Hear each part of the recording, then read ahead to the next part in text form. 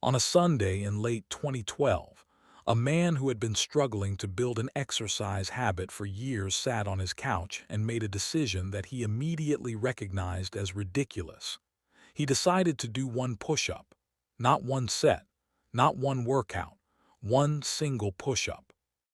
He had been failing to exercise consistently for as long as he could remember, trying the same approaches everyone tries: motivation, willpower, ambitious programs, and the same reliable cycle of starting with enthusiasm, running out of steam after a few weeks, and feeling vaguely guilty about being the kind of person who can't seem to follow through.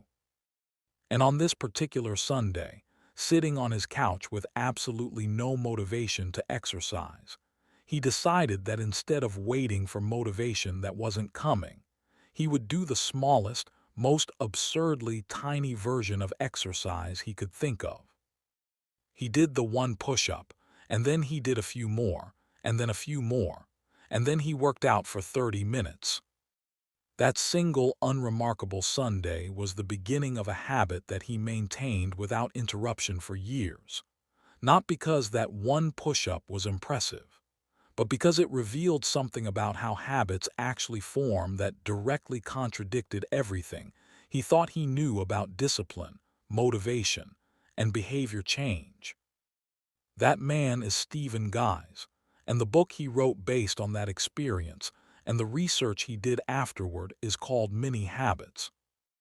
It has sold millions of copies, been translated into dozens of languages, and has become one of the most practical and countercultural books in the personal development space, not because it promises dramatic transformation, but because it explains with unusual clarity why our standard approach to building habits almost always fails, and offers an alternative so simple it borders on insulting, and so effective it borders on magic. In this video, I'm going to walk you through everything genuinely valuable in this book, including the neuroscience behind why many habits work, the specific way to set them up, why they succeed in situations where ambitious habit programs reliably fail, the common mistakes people make even with this simple approach, and what the compounding effect of small, consistent actions actually looks like over months and years. Stick with me to the end, because the final section includes the exact starting point for tonight. Let's begin with the core problem the book is addressing, because it's one of the most universal experiences in personal development and one of the least honestly examined. Most people who want to build a new habit, whether it's exercise, reading, writing, meditation, learning a language, or anything else that requires regular effort, approach it with a strategy built on motivation. They wait until they feel ready, until they feel inspired, until the circumstances feel right, and then they set a goal that matches the energy of that inspired moment. They decide they're going to exercise 5 days a week, or read for an hour every night, or write 1,000 words every day. And then, almost without exception, that energy fades, because motivation is not a stable resource. It rises and falls with sleep, stress, mood, life events, and countless other factors that have nothing to do with how much you actually want the goal. And when it falls, the ambitious commitment becomes something you're failing to keep, which feels bad, which further reduces motivation, which makes it even harder to start, in a predictable spiral that ends with you having confirmed, once again, that you're someone who tries but doesn't follow through. What Stephen Guise noticed on that Sunday, and what the research he subsequently dug into confirms, is that this entire approach is built on a fundamental misunderstanding of how habits form and what actually drives consistent behavior. The misunderstanding is treating motivation as the engine of habit formation. Motivation is useful. It can initiate behavior and it can sustain behavior in the short term. But it is not what makes behavior automatic, which is the entire point of a habit. What makes behavior automatic is repetition, specifically the repeated firing of a neural pathway until the behavior becomes something your brain does reflexively, with minimal conscious decision-making required. And here is the critical insight. A repeated behavior produces a strengthened neural pathway regardless of how motivated you felt when you performed the behavior. Doing one push-up on a day when you had no motivation to exercise still fires the relevant neural pathway. Writing one sentence on a day when you felt no inspiration still fires the writing pathway. The pathway doesn't know or care whether you were enthusiastic or barely functional when you activated it. It just gets a little stronger each time it fires. And that's all habit formation actually is. Neural pathways getting stronger through repeated activation until the behavior they encode becomes essentially automatic. This reframe completely changes the strategy for building a habit.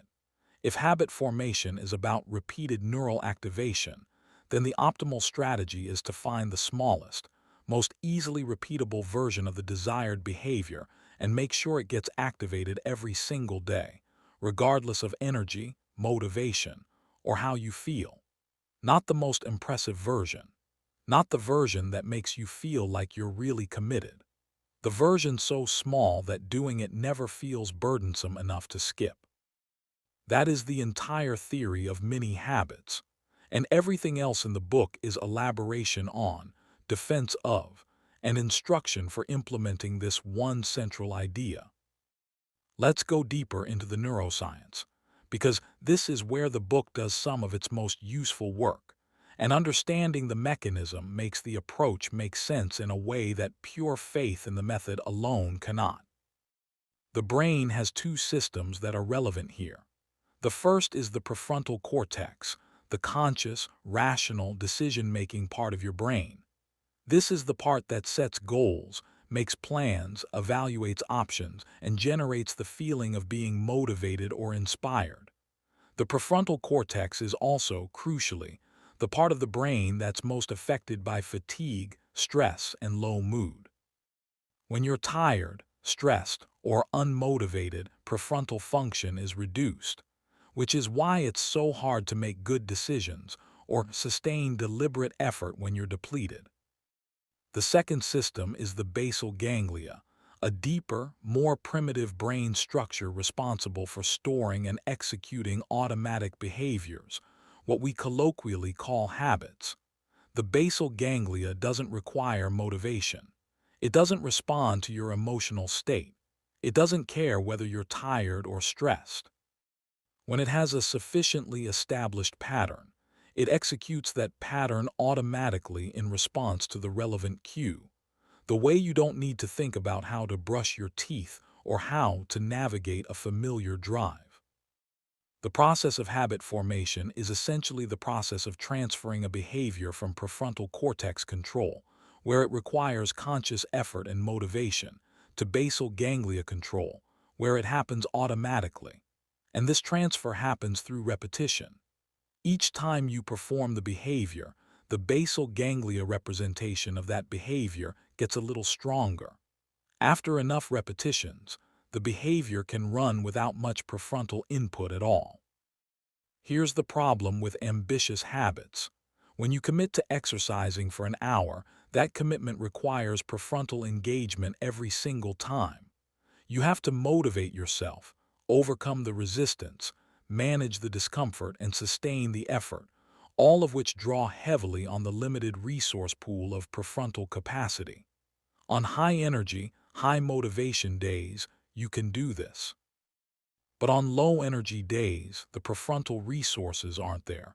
You skip the habit, and the basal ganglia never gets its daily reinforcement, so the habit never solidifies into something automatic.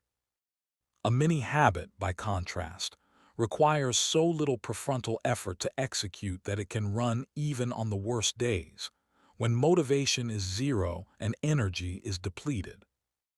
It's small enough that the basal ganglia can handle most of the work of executing it without needing much prefrontal support, which means it gets its daily reinforcement almost without exception, which means the neural pathway for the habit strengthens consistently, day after day, without interruption, until the behavior becomes genuinely automatic.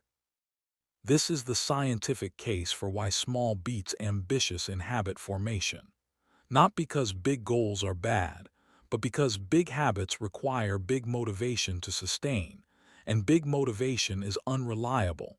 And unreliable execution means the neural pathway for the habit never builds to the point of automaticity. While small habits, done every day without exception, build the neural pathway steadily and reliably until the behavior costs almost no willpower at all. The book introduces a concept it calls the willpower muscle to describe why ambitious approaches tend to fail not just occasionally but systematically. Willpower, like a physical muscle, fatigues with use. Each decision, each act of self-control, each deliberate effort draws from a finite daily pool of willpower capacity. Early in the day, that pool is full.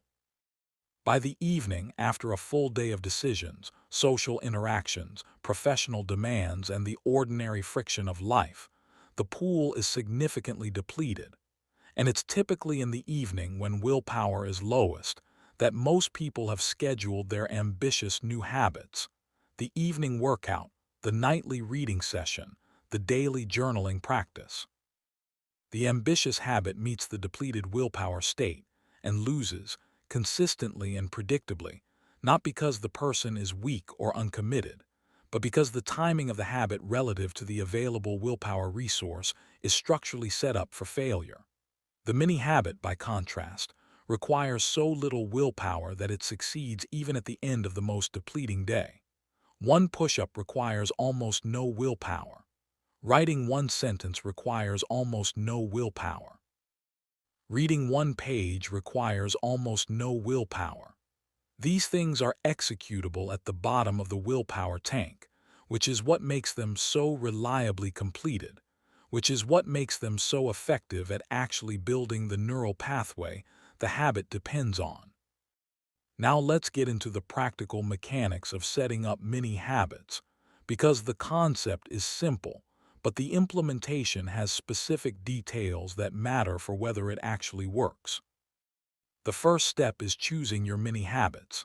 The book recommends starting with no more than 4, though many people find 1 or 2 works better than 4. For each behavior you want to make habitual, you define a mini habit version that has these specific qualities. It must be so small that doing it on your worst possible day, when you're exhausted, sick, stressed, and completely unmotivated, still feels achievable. If there's any realistic scenario in which you might say, "I genuinely can't do this today," the habit is too big. Shrink it further. Examples the book uses, and that have been widely adopted by readers: 1 push-up as the daily exercise habit, 200 words as the daily writing habit, 1 page as the daily reading habit, 1 minute of meditation as the daily mindfulness habit. The number or duration is almost irrelevant as long as it meets the "I can do this even at my worst" test. The second step is setting the mini habit as a daily commitment, not a weekly target, not an average, not a most days intention. Every day. No exceptions, no grace days, no "I'll make it up tomorrow." The daily commitment is what gives the practice its compounding power, and any flexibility in the standard undermines that power significantly. Part of the mini habit's psychological function is to make skipping feel unjustifiable, because the commitment is so small that the only honest reason for not doing it is a genuine emergency, not low motivation or a tiring day. The third step is applying what the book calls the principle of no guilt. When you miss a day, which can happen in genuine emergencies, you do not use it as evidence of failure, as a reason to restart with a stricter version of the habit, or as an invitation to extended self-criticism. You simply do the mini habit the next day. The no-guilt principle is not permissiveness or lowered standards. It's a recognition that guilt and self-criticism are demotivating, while the quiet, consistent practice of showing up every day without drama is what actually builds the habit. The fourth step is tracking. The The book recommends a simple daily tracking system, a small checkmark for each day's mini-habit completion, kept visible and consistent. Tracking serves several functions simultaneously. It makes the cue obvious by creating a daily visual reminder of the commitment. It provides immediate satisfaction through the small reward of marking the day complete. It builds a visible streak that creates its own motivational force, the desire not to break the chain we discussed in other videos. And it provides honest data about your actual consistency rather than your felt sense of how consistent you've been, which are often very different. The fifth step is what the book calls the never stop rule. Once you've completed your mini habit for the day, you stop if you want to without any guilt or sense of underperformance. You did the commitment, that's success. There's no obligation to do more. However, and this is the key nuance, you are allowed to do more if you happen to feel like it. This isn't a ceiling on your output. It's a floor, a guaranteed minimum that always gets met. On days when you only do the minimum, you've still succeeded completely. On days when momentum builds and you do considerably more, that's a bonus that doesn't change what the next day's minimum will be. This last point is worth sitting with, because it contradicts a deeply embedded assumption many people have about how to use a habit system. Most people assume the goal is to set the habit at the level you want to eventually perform consistently, and to work up to that level through discipline. The mini-habit approach says the opposite. Set the habit at the lowest possible level, perform it consistently without exception, and let the additional performance happen organically when energy and motivation happen to be available, without making that additional performance part of the commitment. The result is a system where the minimum is always met, the maximum is uncapped, and the average output, because the habit is being performed every day without exception instead of being skipped on the many days when full performance seems daunting, is often considerably higher than the same ambitious habit performed inconsistently would produce.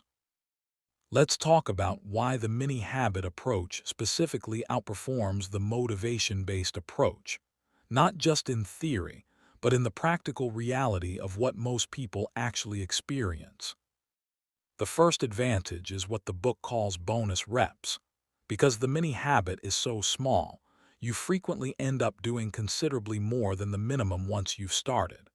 The physical act of beginning almost any behavior, even a trivially small version of it, activates momentum that makes continuing feel natural and easy. Getting dressed for the gym and walking to the door is most of the difficulty of going to the gym. Sitting down and writing one sentence is most of the difficulty of writing a page. The mini-habit gets you through the resistance of beginning, and once you're in motion, continuing costs far less than starting did. Bonus reps are not required, not expected, and not counted as failures on days they don't happen. But they happen frequently enough that the person doing mini habits often produces more total output than the person using an ambitious habit, because the ambitious habit gets skipped often while the mini habit never does. The second advantage is psychological consistency. One of the most damaging aspects of ambitious habit programs that fail is the narrative they create. I'm someone who starts things and doesn't finish. I can't maintain discipline. I'm not the kind of person who exercises regularly. These narratives, created by repeated failed attempts at ambitious habits, are not just unpleasant. They actively make future habit formation harder, because your self-image is one of the most powerful predictors of your behavior, and a self-image as someone who doesn't follow through is a significant handicap when you're trying to follow through. The mini-habit builds the opposite narrative, quietly and without drama. Every day that you complete it, you generate a small piece of evidence that you are someone who keeps their commitments to themselves. Over weeks and months, this evidence accumulates into a genuinely different self-image, one that makes subsequent habit formation easier because your own history now supports the belief that you can do this. The mini habit is not just building a behavioral pattern. It is simultaneously building an identity as someone who shows up, even on difficult days, even for absurdly small things, because the commitment is a commitment. The third advantage is that mini habits eliminate the all-or-nothing trap. With an ambitious habit, any day you don't hit the full target is a failure, or at least feels like one. With a mini habit, there is essentially no such thing as a partial completion. You either did the one push-up or you didn't. You either wrote the one sentence or you didn't. There's no second-best version that leaves you feeling vaguely inadequate. This removes one of the most corrosive features of ambitious habit programs: the gradual accumulation of partial completion days that each feel slightly bad without quite being bad enough to trigger a real reconsideration of the approach. The fourth advantage is adaptability across circumstances. Life is not consistent, and any habit system that requires consistent circumstances will be disrupted by life's natural variability. Travel, illness, schedule changes, unexpected demands, family crises. These things will interrupt almost any fixed routine. The mini habit, because of its tiny size, survives nearly all of these disruptions intact. You can do one push-up in a hotel room. You can write one sentence on your phone while waiting at a doctor's office. You can read one page by the light of your phone while traveling. The mini habit travels with you in a way that the ambitious, time and circumstance-dependent habit simply cannot.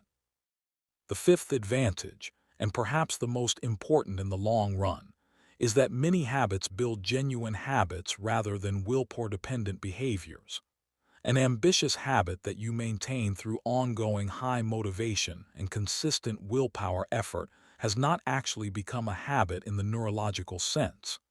It's still a deliberate, effortful behavior that depends on continued motivation to sustain.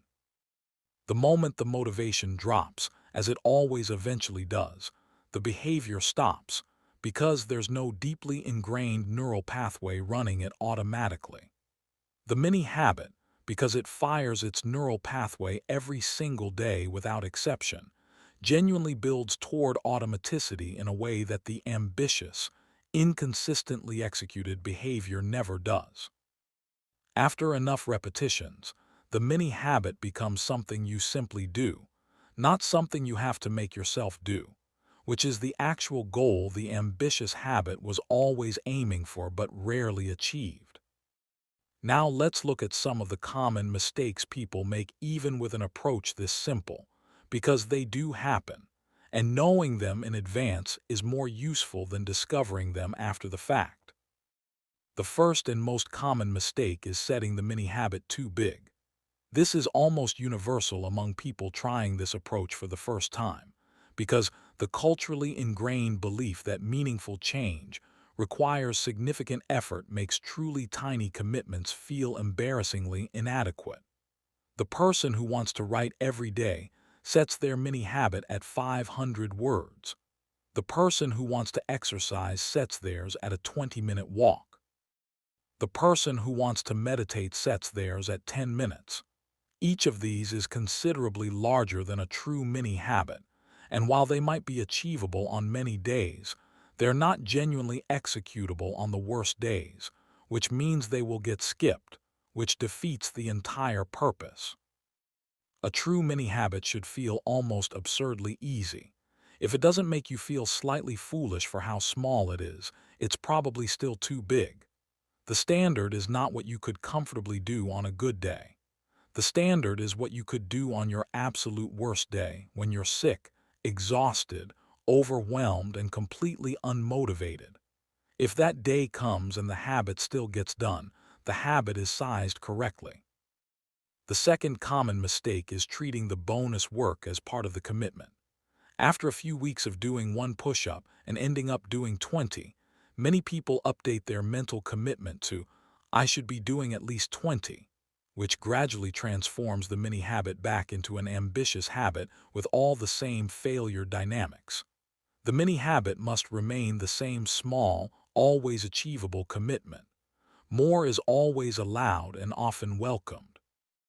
More is never required and never becomes the new minimum. The third mistake is inconsistency in tracking. Without tracking, you lose one of the primary psychological mechanisms that makes mini habits effective: the visible streak, the daily decision point, and the honest data about actual consistency. People who skip tracking tend to develop an inflated sense of how consistent they've been and lose the specific motivational force of not wanting to break the chain. Tracking doesn't have to be elaborate. A simple notebook, a habit app, or even a row of checkboxes on a piece of paper taped to the wall does the job. The fourth mistake is adding too many mini habits at once. The system works because each mini habit requires essentially no willpower. But even minimal willpower requirements add up, and a person tracking 8 simultaneous mini habits is essentially running 8 separate daily commitments, which starts to feel like a significant mental burden. The book recommends starting with 1 to 2 mini habits maximum, adding additional ones only after the existing ones have become genuinely automatic, meaning they happen without any particular sense of effort or decision. The fifth mistake is not applying the no-guilt principle consistently. Some people use the guilt of a missed day as a motivational tool, telling themselves it will make them more committed going forward. In practice, guilt more reliably produces avoidance than renewed commitment. The person who feels guilty about missing a day is more likely to avoid the habit the next day, not because they've decided to quit, but because engaging with the habit means re-engaging with the guilty feeling they're trying to avoid. The no-guilt principle isn't softness. It's strategically removing a psychological barrier to resuming the practice after an interruption. Let's now look at how this approach applies across different types of habits people commonly want to build. Because the principles are universal, but the specific implementation varies. For physical exercise, the classic mini habit is the one push-up Guise started with, but any truly tiny, immediately doable unit of physical activity works. 1 squat, putting on workout clothes and walking outside, doing a single lap around the block. The key is that the mini habit represents genuine physical engagement with the habit's domain, not just preparation for it. Putting on workout clothes is closer to preparation than exercise, though it does effectively trigger the exercise behavior through proximity. A single physical movement, however small, is more directly engaging with the habit's actual neural pathway. For writing, the most commonly used mini habit is a word count so small it feels embarrassing: 50 words, 100 words, 1 sentence. The goal is not to produce good writing through the mini habit alone. The goal is to activate the writing pathway every day, letting the sessions extend naturally when momentum builds while still counting the day complete even if they don't. Many professional writers who have adopted this approach report that they produce more total output this way than they did under ambitious word count goals, because the mini habit produces 7 sessions a week of varying length, while the ambitious goal produced 2 or 3 sessions and 5 days of avoidance. For reading, the mini habit is typically 1 page or a single defined short time period, 2 minutes. 1 page is a useful unit because it's concrete, it's universal, and it's small enough to read in almost any environment in under 2 minutes. The experience of reading 1 page, like the experience of doing 1 push-up, regularly produces the reading of many more pages, as the brain settles into the activity and resistance fades. But on days when it doesn't, 1 page is still a complete success. For meditation or mindfulness, 1 minute or even a single conscious breath serves as an effective mini habit. The important thing is that it's a real moment of the actual practice, not a plan to meditate. Sitting quietly for 60 seconds, eyes closed, attention on the breath, fires the meditation pathway. Planning to meditate later does not. For language learning, a single new vocabulary word or one completed exercise in a language app qualifies. The key is that this represents genuine engagement with the learning material rather than simply thinking about wanting to learn the language. The pattern across all of these is consistent. The mini habit is a genuine, tiny unit of the actual desired behavior, small enough to be done under any circumstances, performed daily without exception. Let's talk about the relationship between mini habits and identity, because this is one of the more profound dimensions of the approach, and one that connects to research from several different areas of psychology. Every behavior you perform, however small, is a vote for a particular identity. Doing one push-up, even just one, is a vote for I am someone who exercises. Writing one sentence is a vote for I am a writer. Reading one page is a vote for I am a reader. No single vote is decisive, but votes accumulate. And a person who has cast 100 consistent votes for I am someone who exercises has, over time, actually become someone who exercises, not through a dramatic identity declaration, but through the quiet, consistent accumulation of evidence. This is the same insight we explored in the Atomic Habits video, but the mini-habit approach makes it particularly accessible because the barrier to casting a vote is so low. You don't have to do an impressive workout to cast your vote for being an exerciser. You just have to do something, anything, that qualifies as genuinely engaging with exercise today.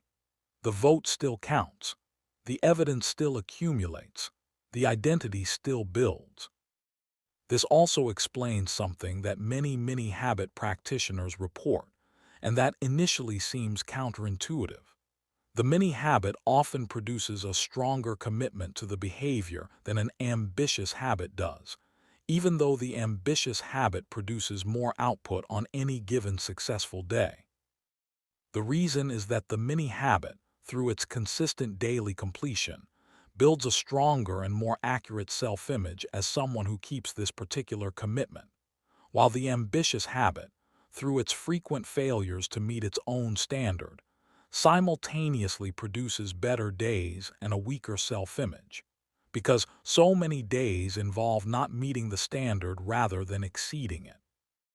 The self-image built through mini habits is not, I am someone who aspires to exercise but often fails. It is, I am someone who exercises every day. That self-image is genuinely more powerful as a driver of long-term behavior than any level of willpower or motivation, because it makes the behavior feel like an expression of who you are rather than an obligation you're forcing yourself to meet. Let's also talk about what the book says about the relationship between mini habits and motivation, because this is somewhat more nuanced than it might appear from the headline summary of the approach. The book does not argue that motivation is bad or useless. It argues that motivation is an unreliable foundation for a habit system, and that a system built on motivation will be as inconsistent as motivation itself. But motivation, when it shows up, is a welcome addition to a mini habit practice rather than something to be suspicious of or ignored. The specific dynamic the book describes is that mini habits tend to generate motivation as a downstream effect rather than requiring it as a precondition. When you do your mini habit, particularly when you do it on a day when you really didn't feel like it, you generate a specific kind of satisfaction that is distinct from the satisfaction of performing well. It's the satisfaction of having kept a commitment to yourself in spite of not wanting to. That satisfaction is itself motivating and tends to carry forward into the next day's mini habit in a way that external motivation never quite does. The experienced mini habit practitioner often finds that their motivation to engage with the habit grows over time rather than fading, which is the opposite of what typically happens with ambitious habits, where the initial motivation surge fades and is replaced by obligation and eventually avoidance. The mini habits motivation grows because each day's completion adds to the evidence base for a positive self-image, and because the streak of consistent completion creates its own momentum, and because the habit gradually shifts toward automaticity, which makes the behavior feel increasingly natural rather than increasingly effortful. Now let's be fair and honest about the limitations of this approach, because no system is perfect, and a balanced treatment requires acknowledging what many habits are less well suited for. The first honest limitation is that many habits, taken alone, are not sufficient for goals that require rapid skill acquisition or time-sensitive outcomes. If you need to become competent in a new language before an imminent move, one vocabulary word per day is not going to get you there in time. If you're training for a marathon in 3 months, one lap around the block per day is not going to build the fitness you need. Many habits are most appropriate as a long-term consistency tool for habits you want to maintain indefinitely, not as an accelerated learning program for time-constrained goals. The second limitation is that the approach is structurally more suited to adding behaviors than to stopping behaviors. Many habits work by creating minimum engagement with a desired activity.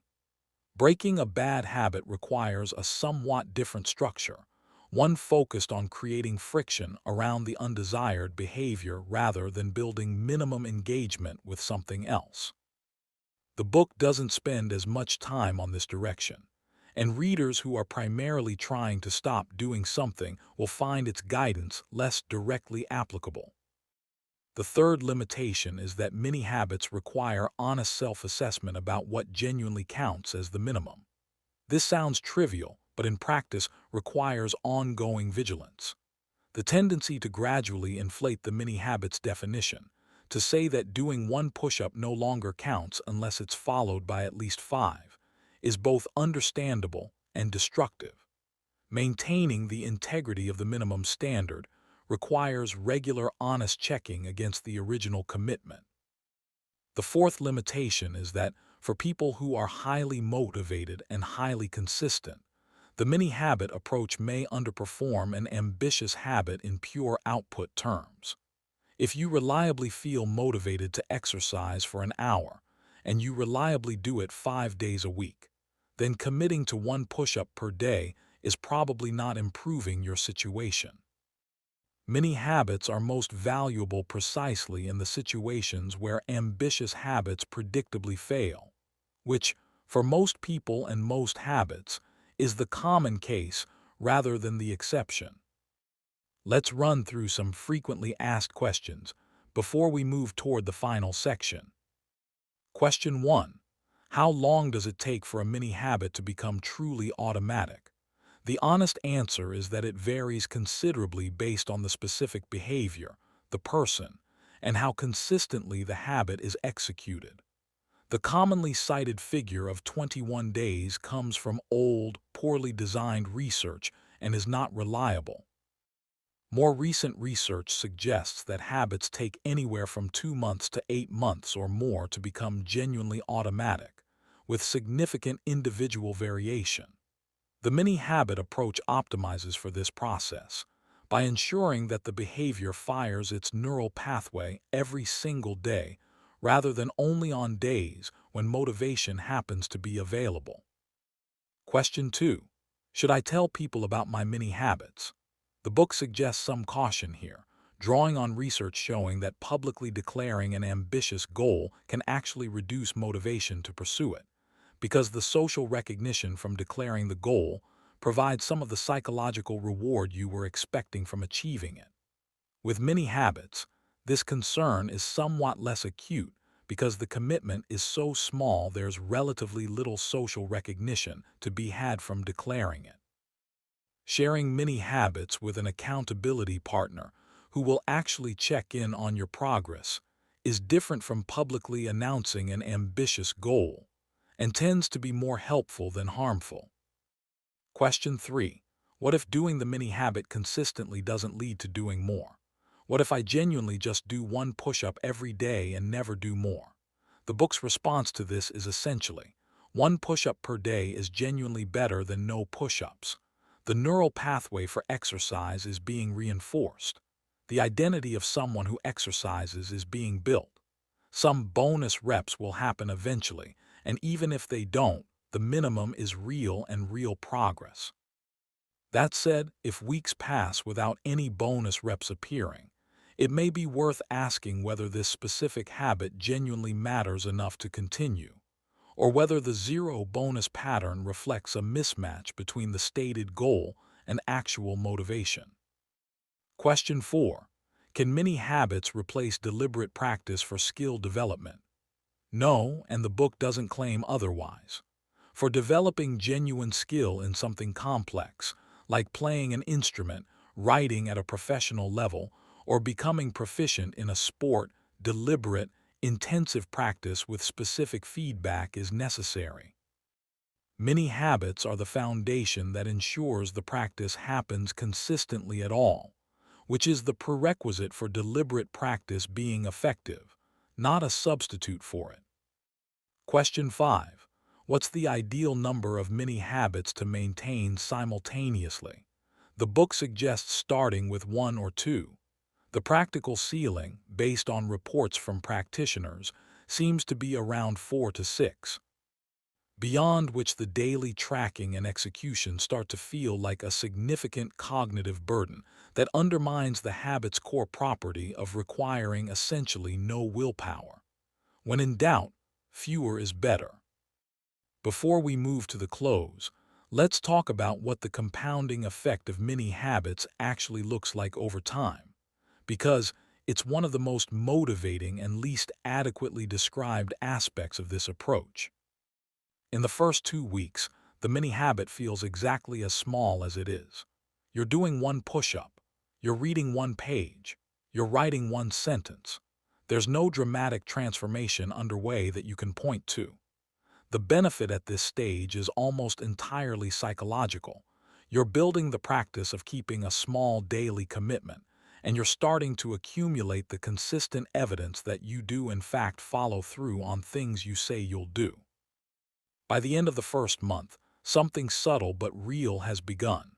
The mini habit feels less like a decision and more like a routine. The neural pathway has been activated 30 or more times without interruption. Bonus reps are happening more frequently than in week 1, not because your commitment has grown, but because the resistance to beginning has diminished through repetition. And your relationship with the habit's domain has shifted slightly. If you read one page every day for a month, you are now someone who reads daily, which is true regardless of how few pages that technically represents. By 3 months, the habit has become genuinely automatic in the sense that missing it feels strange rather than normal. You find yourself doing it almost before you've consciously decided to, which is the definition of a truly established habit. The bonus reps have become substantial because the friction of beginning is now nearly zero, and each session's natural momentum can run its course without needing to overcome the resistance that earlier made even starting difficult. Someone who committed to one push-up per day 3 months ago is likely now exercising for 20 or 30 minutes most days, not because the commitment changed, but because the barrier to continuing past the minimum dissolved over those 3 months of consistent activation. By a year, the transformation is significant enough to be visible to outside observers, even though it was built entirely through actions that, on any individual day, looked almost laughably small. The person who reads one page per day for a year has read roughly 15 to 20 full books. The person who writes one sentence per day has accumulated tens of thousands of words. The person who does one push-up per day has built an exercise practice that has quietly become one of the most reliable features of their daily life. None of this happened through dramatic effort or willpower-intensive programs. It happened through the patient, consistent, daily firing of neural pathways that eventually solidified into something automatic. This is the compounding of many habits, and it's what makes the approach genuinely remarkable beneath its seemingly modest ambitions. The goal was never to do one push-up. The goal was always to build an exerciser. The one push-up was simply the most reliable daily path to that destination. Before the final section, let's briefly address the hidden cost of the approach most people use instead, because nomming it explicitly helps calibrate how significant the mini-habit alternative actually is. The standard approach to habit formation produces something specific in most people: a graveyard of half-built habits, each representing a genuine initial commitment that eventually succumbed to the reliability gap between motivation and behavior. The person who has tried and failed to build an exercise habit 3 or 4 times has not just lost those specific attempts. They have accumulated a specific piece of evidence against their self-image as someone who can maintain this kind of commitment. And that evidence makes the next attempt harder rather than easier, because they're starting not from a neutral position, but from a slightly more entrenched belief that this is something they fail at. The mini-habit approach is, among other things, a way out of this accumulated failure narrative. By committing to something so small that failure is essentially impossible, you begin generating a different kind of evidence. Not evidence that you succeeded brilliantly, but evidence that you showed up. And that evidence, accumulated over enough days, is the most reliable rebuilder of the self-image that years of ambitious habit failure can erode. So here's what tonight looks like. Before you go to sleep, pick one thing you want to do more consistently. Identify the smallest imaginable unit of that thing that still counts as genuinely doing it. Write that unit down as a daily commitment, not a goal or an aspiration, a commitment. Find something to track it on: a notebook, a phone app, a piece of paper on the wall. And tomorrow, do that one small thing regardless of how you feel, how busy you are, or how inconvenient the timing is. That's the whole system. Everything else is just showing up the next day and doing it again. Close your eyes for a moment and picture yourself 1 year from tonight. Picture a version of you who chose one small, specific, daily commitment the evening they heard this, and who kept it every single day for 365 consecutive days. Not the days when motivation was high. Not the good days when they would have been exercising anyway. Every day, including the bad ones, the sick ones, the overwhelmed ones, the days when the only thing that happened was the one small thing. Picture what that version of you has built through 365 consecutive activations of the neural pathway they chose to reinforce. And then picture the version who decided to start tomorrow, or to start with something more ambitious, or to think about it a bit more first. Notice the difference between those two versions. The gap between them was built one day at a time, one small thing at a time, starting from the exact same place you're in right now. Thanks for watching all the way through. Your one small thing starts now. Let's go deeper into the psychological research that supports this approach, because the book references a body of science that most people haven't encountered, and understanding it more fully changes how convincing the mini-habit argument actually is. One of the most relevant bodies of research concerns something psychologists call implementation intentions. A researcher named Peter Gawitzer has spent decades studying the gap between goals and behavior, specifically why people who genuinely want to achieve something often fail to actually do it consistently. His research found that one of the most powerful predictors of whether someone will follow through on a stated goal is whether they have specified in advance not just what they will do, but exactly when and where they will do it. The format of an implementation intention is this: when situation X occurs, I will perform behavior Y. The more specific and concrete the when and where, the more reliably the behavior occurs. Many habits benefit from implementation intentions naturally because their tiny size makes it easy to attach them to a very specific, concrete trigger. After I make my morning coffee, I will do one push-up is an implementation intention. When I sit down at my desk in the morning, I will write one sentence before opening email is an implementation intention. The specificity of the trigger, combined with the minimalism of the commitment, makes the connection between cue and behavior unusually robust. Another relevant body of research concerns what psychologists call self-efficacy, the belief in your own capacity to perform a specific behavior successfully. Self-efficacy research, pioneered by Albert Bandura, consistently shows that the strongest predictor of whether someone will attempt and persist at a behavior is their belief that they're capable of doing it.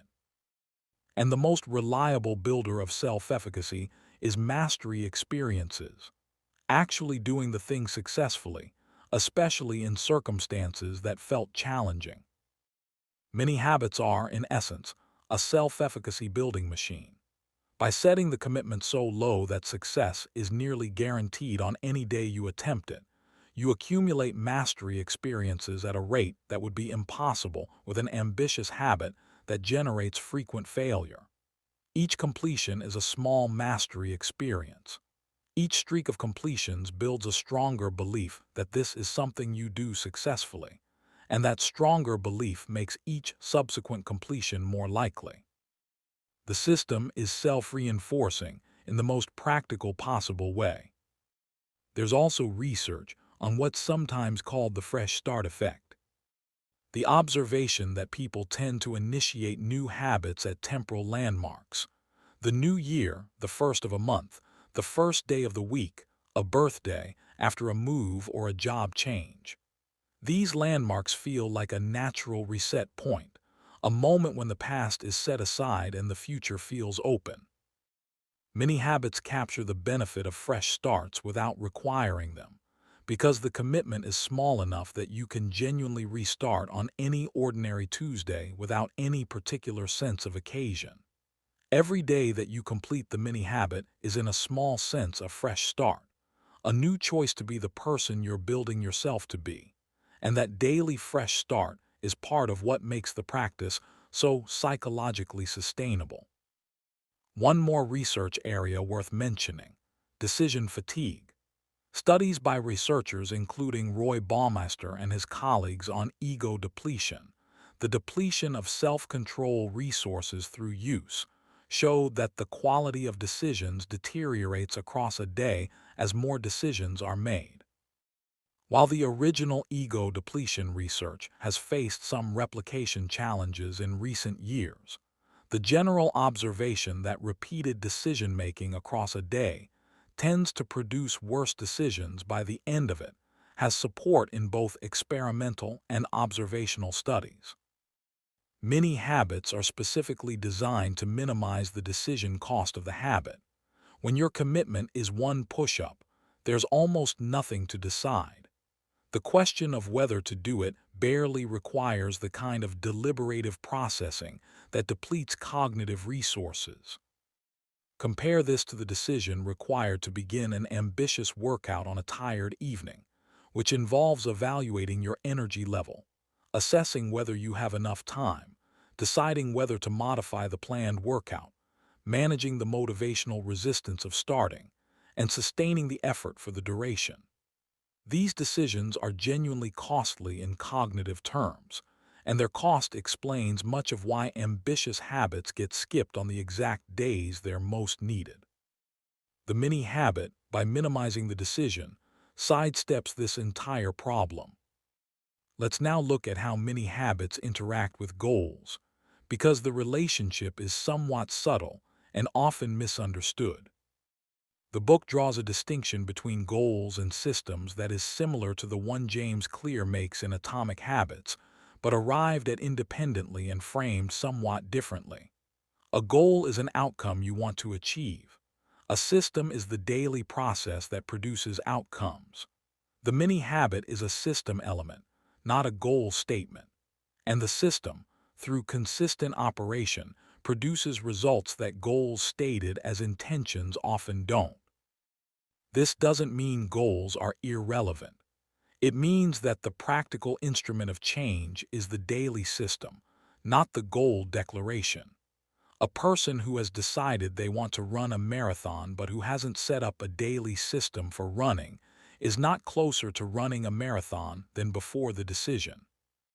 A person who has committed to running 1 block per day has begun building the neural pathway, the physical adaptation, and the self-image that will eventually make marathon training possible, even though their daily commitment looks nothing like marathon training yet. The mini-habit approach tends to make goals implicit rather than explicit. Instead of saying, "My goal is to read 50 books this year," you say, "My system is to read 1 page per day." The goal is embedded in the system, and the system, if maintained, will deliver a version of the goal as a natural result, though perhaps not in exactly the form or on exactly the timeline the goal originally specified. This systemic orientation also makes many habits more resilient to the kind of goal-disrupting events that derail conventional approaches. If your goal is to read 50 books this year and you fall behind in March, you're now chasing a goal that may no longer be achievable, which is demotivating. If your system is to read 1 page per day and you fall behind in March, your system hasn't failed. Every day you read a page, the system succeeded. The year's final page count is simply whatever the system produced, not a measure of whether you met a pre-specified target. Now let me add something that most summaries of this book miss, because it's easy to reduce many habits to a simple technique and miss the underlying philosophy that makes the technique more than a productivity trick. The deepest argument the book is making is about the relationship between control and consistency. Most people operate as if consistency requires control. If I can control my energy, my mood, my schedule, and my circumstances, then I can be consistent. But life rarely grants this level of control, and a consistency strategy that depends on it will be as inconsistent as the circumstances it depends on. Many habits represent a different relationship between control and consistency. Instead of controlling circumstances to enable consistency, you design the commitment to be so small that consistency doesn't require controlling circumstances. You've made the commitment circumstances independent. It can be kept in a hotel after a terrible day at work, when sick with a cold, in a mood that makes nothing feel appealing, when life is chaotic and when life is calm. The commitment doesn't require circumstances to cooperate. It only requires you to perform one very small action, and that action is always within your power regardless of what else is going on. This is a philosophically important inversion. It moves the locus of control from the circumstances, which you can't fully manage, to the commitment, which you can design. And that move, once made, completely changes the probability of long-term consistency, because it removes the thing that most reliably breaks consistency: the dependence on conditions that don't reliably cooperate. Let's do a complete recap before the final close. First, the core insight. Habits form through neural pathway reinforcement, which requires consistent daily activation of the pathway, and motivation is an unreliable mechanism for ensuring that daily activation. Many habits solve this by making the daily activation so small that it's executable even without motivation. Second, the neuroscience. The prefrontal cortex handles deliberate, effortful behavior and is depleted by fatigue and stress. The basal ganglia handles automatic behaviors and is indifferent to emotional state. Many habits transfer behavior from prefrontal to basal ganglia control through consistent daily repetition, producing genuine automaticity. Third, the mechanics. Choose a mini habit so small that failure is essentially impossible. Commit to it daily without exceptions. Track it visibly. Apply no guilt for occasional missed days. Allow but never require bonus reps. Keep the minimum fixed regardless of how much extra you do. Fourth, the advantages. Bonus reps happen frequently without requiring them. Psychological consistency builds a positive self-image as someone who follows through. The all-or-nothing trap is eliminated. Adaptability across circumstances makes the habit resilient to life's variability, and genuine automaticity is built through consistent neural pathway activation. Fifth, the common mistakes. Setting the mini-habit too large, inflating the minimum over time, skipping tracking, adding too many habits at once, and applying guilt to missed days. Sixth, the compounding. Over months and years, the consistent daily activation of neural pathways produces genuine automaticity, growing bonus reps, strengthening self-image, and real, substantial behavioral change that looks nothing like what the original one push-up suggested it would produce. And finally, the deepest principle. Many habits work not because small actions are inherently powerful, but because a system that produces consistent daily action is more effective than a system that produces occasional impressive action. Consistency beats intensity, the daily beats the occasional, and the sustainable beats the ambitious, in habit formation more reliably than in almost any other domain. Tonight, one small thing. Tomorrow, one small thing. The day after that, one small thing. That's it. That's the whole practice, and it's enough.